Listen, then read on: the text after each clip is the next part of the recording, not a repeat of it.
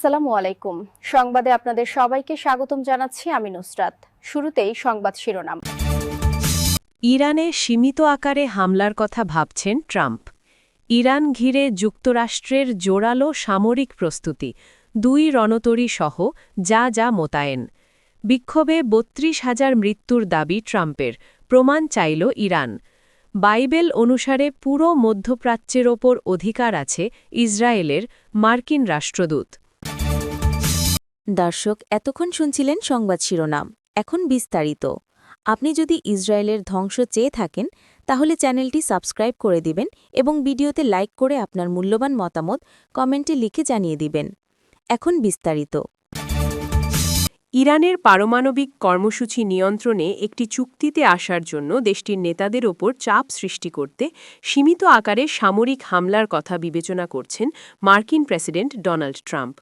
সাংবাদিকের এক প্রশ্নের জবাবে তিনি ইঙ্গিত দিয়েছেন যে আগামী 10 দিনের মধ্যেই বিশ্ব জানতে পারবে কোনো চুক্তি হচ্ছে নাকি যুক্তরাষ্ট্র সামরিক পদক্ষেপ নিতে যাচ্ছে।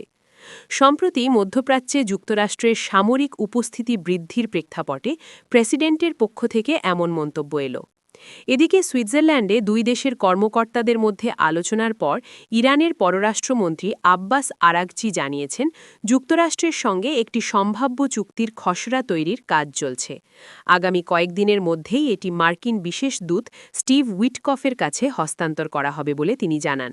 তবে আলোচনার সমান্তরালে ওই অঞ্চলে সামরিক উত্তেজনাও বাড়ছে। বিশ্বের বৃহত্তম যুদ্ধজাহাজ ইউএসএস জেরাল্ড আর ফোর্ড এবং বিমানবাহী রণতরী ইউএসএস আব্রাহাম লিঙ্কন সহ বেশ কিছু ডেস্ট্রয়ার ও যুদ্ধবিমান ওই এলাকার অভিমুখে মোতায়েন করা হয়েছে। পাল্টা ব্যবস্থা হিসেবে ইরানও তাদের সামরিক স্থাপনাগুলোতে নিরাপত্তা জোরদার করেছে। দেশটির সর্বোচ্চ নেতা আয়াতুল্লাহ আলী খামেনি সামাজিক যোগাযোগ মাধ্যমে মার্কিন বাহিনীকে সতর্ক করে বার্তা দিয়েছেন। সেখানে তিনি মার্কিন যুদ্ধজাহাজ মোতায়েনকে বিপজ্জনক সামরিক তৎপরতা হিসেবে অভিহিত করেছেন। ট্রাম্প প্রায়ই বলে থাকেন যে তিনি তার পরবর্তী পদক্ষেপ গোপন রাখতে পছন্দ করেন, যাতে প্রতিপক্ষ আগে থেকে কিছু বুঝতে না পারে। এর আগেও অপারেশন মিডনাইট হ্যামারের সময় আলোচনার কথা বলে হঠাৎ সামরিক অভিযান চালিয়েছিল তার প্রশাসন। তবে রাজনৈতিক বিশ্লেষকরা মনে করছেন, অভিবাসন ও অর্থনীতি নিয়ে অভ্যন্তরীণ চাপের মুখে থাকা ট্রাম্পের জন্য ইরানের সাথে দীর্ঘমেয়াদী সংঘাত ঝুঁকি তৈরি করতে পারে। বিশেষ করে তার মাগা সমর্থক গোষ্ঠী, যারা বিদেশের যুদ্ধে জড়ানোর বিরোধী, তাদের মধ্যে এটি নেতিবাচক প্রতিক্রিয়া সৃষ্টির সম্ভাবনা রয়েছে। ইরানের পারমাণবিক কর্মসূচি ও ব্যালিস্টিক ক্ষেপণাস্ত্র নিয়ে নতুন চুক্তিতে আসার জন্য তেহরানকে মাত্র 10 থেকে 15 দিন সময় বেঁধে দিয়েছেন মার্কিন প্রেসিডেন্ট ডোনাল্ড ট্রাম্প। এই আলটিমেটামের মধ্যেই মধ্যপ্রাচ্যে 2003 সালের ইরাক যুদ্ধের পর সবচেয়ে বড় ধরনের সামরিক সমাবেশ ঘটিয়েছে ওয়াশিংটন। কাতার ভিত্তিক সংবাদমাধ্যম আল জাজিরা এ খবর জানিয়েছে। প্রেসিডেন্ট ট্রাম্পের হুঁশিয়ারির পর ইরান জাতিসংঘ নিরাপত্তা পরিষদে চিঠি দিয়ে জানিয়েছে তারা যুদ্ধ চায় না, তবে আক্রান্ত হলে তার আনুপাতিক ও চূড়ান্ত জবাব দেওয়া হবে। উদ্ভূত পরিস্থিতির সব দায় যুক্তরাষ্ট্রকেই নিতে হবে বলে সতর্ক করেছে তেহরান। আকাশপথে নজিরবিহীন শক্তি বৃদ্ধি। ওপেন সোর্স ইন্টেলিজেন্স ও ফ্লাইট ট্র্যাকিং তথ্যানুযায়ী গত কয়েকদিনে যুক্তরাষ্ট্র মধ্যপ্রাচ্যে 120টিরও বেশি যুদ্ধবিমান মোতায়েন করেছে। এর মধ্যে রয়েছে অত্যাধুনিক F-35 stealth fighter, F-22 air superiority jet এবং F-15 ও F-16 যুদ্ধবিমান। এই বিশাল বহরকে সহায়তা দিতে যুক্ত হয়েছে KC-135 রিফিউলিং ট্যাঙ্কার ও কার্গো বিমান। সবচেয়ে গুরুত্বপূর্ণ হল E-3 সেন্টি বা আকাশপথের আগাম সতর্কবার্তা ও নিয়ন্ত্রণ ব্যবস্থার উপস্থিতি। সামরিক বিশ্লেষক মার্ক কানসিয়ান আল জাজিরাকে বলেন, B-2 স্টেলথ বোম্বার বা E-3 সেন্টি বিমানের গতিবিধি লক্ষ্য করুন। এটি গত বছরের অপারেশন মিডনাইট হ্যামারের মতো বড় হামলার ইঙ্গিত দেয়। সাগরে 2 দানবীয় রণতরী।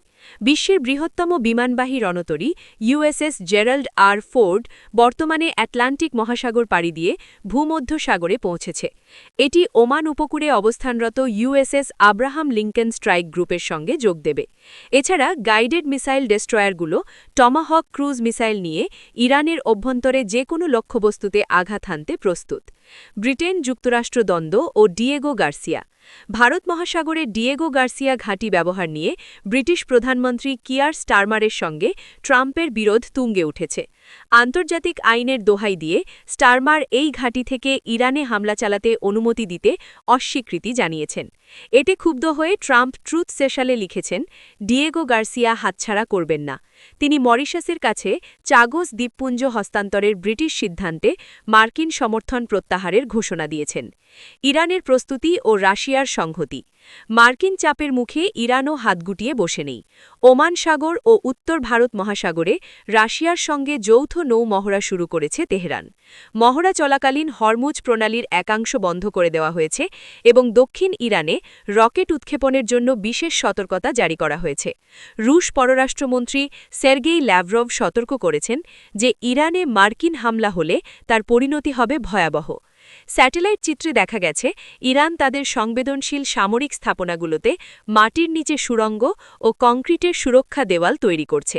স্টিমসেন সেন্টারের বিশেষজ্ঞ বারবারা স্ল্যাভি বলেন, মনে হচ্ছে ট্রাম্প প্রশাসন এবার ইসরায়েলকে সঙ্গে নিয়ে সরাসরি হামলার সিদ্ধান্ত নিয়ে ফেলেছে। ইরানের সাম্প্রতিক বিক্ষোভে মার্কিন প্রেসিডেন্ট ডোনাল্ড ট্রাম্পের ৩২,০০০ মানুষের মৃত্যুর দাবিকে ঘিরে ইরান ও যুক্তরাষ্ট্রের মধ্যে বাকযুদ্ধ আরও তীব্র হয়েছে। ইরানের পররাষ্ট্রমন্ত্রী আব্বাস আরাগচি ট্রাম্পের এই দাবির পক্ষে সুনির্দিষ্ট প্রমাণ উপস্থাপনের আহ্বান জানিয়েছেন। খবর সামা টিভির।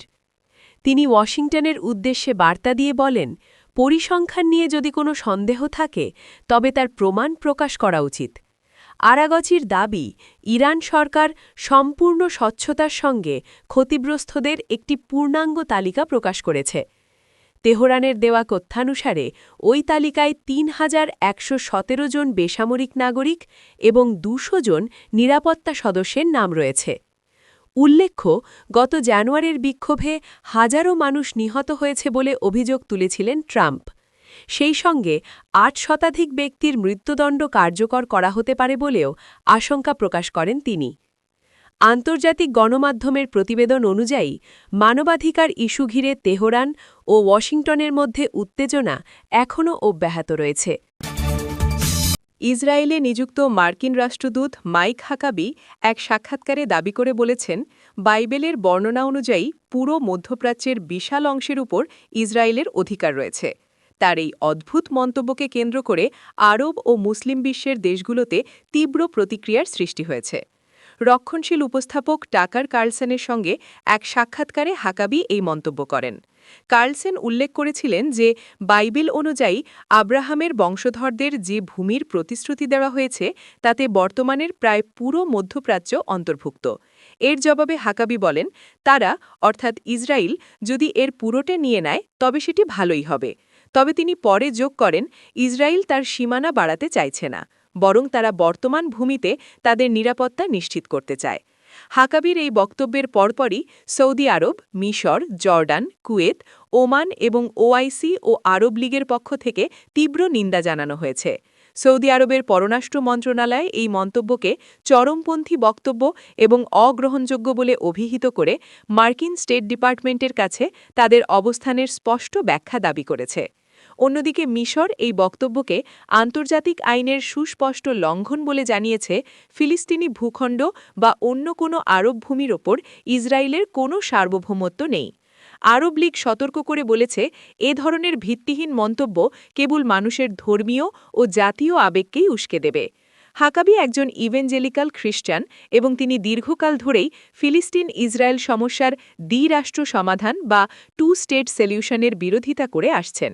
সাক্ষাৎকারী কার্লসেন যখন বাইবেলের বুক অফ জেনেসিসের বরাত দিয়ে নীল নদ থেকে ইউফ্রেটিস পর্যন্ত, যার মধ্যে জর্ডান, সিরিয়া, লেবানন, সৌদি আরব ও ইরাকের বড় অংশ পড়ে, ভূমির কথা বলেন, তখন হাকাবি সহমত পোষণ করেন। উল্লেখ্য, ১৯৪৮ সালে প্রতিষ্ঠার পর থেকে ইসরায়েলের কোনো স্থায়ী সীমানা নেই এবং যুদ্ধের মাধ্যমে বিভিন্ন সময়ে এই সীমানা পরিবর্তিত হয়েছে। ফিলিস্তিনিরা দশকের পর দশক ধরে পূর্ব জেরুজালেমকে রাজধানী করে একটি স্বাধীন রাষ্ট্রের দাবি জানিয়ে আসছে, যা আন্তর্জাতিক সম্প্রদায়ের বড় একটি অংশ সমর্থন করে। বর্তমানে গাজা ও লেবাননের সাথে চলমান উত্তেজনার মাঝে মার্কিন রাষ্ট্রদূতের এমন মন্তব্য ওই অঞ্চলে নতুন করে অস্থিরতা তৈরি করেছে। যদিও ডোনাল্ড ট্রাম্প এর আগে জানিয়েছিলেন যে তিনি পশ্চিম তীর দখল বা অ্যানেক্সেশন সমর্থন করবেন না, তবুও হাকাবির এই বড় ইসরায়েল বা বাইবেলীয় ভূখণ্ডের দাবি কূটনৈতিক মহলে ব্যাপক বিতর্ক ও উদ্বেগের জন্ম দিয়েছে।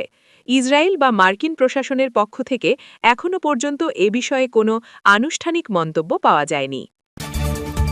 আপনি যদি আমাদের চ্যানেলে নতুন হয়ে থাকেন তাহলে চ্যানেলটি সাবস্ক্রাইব করে দিন।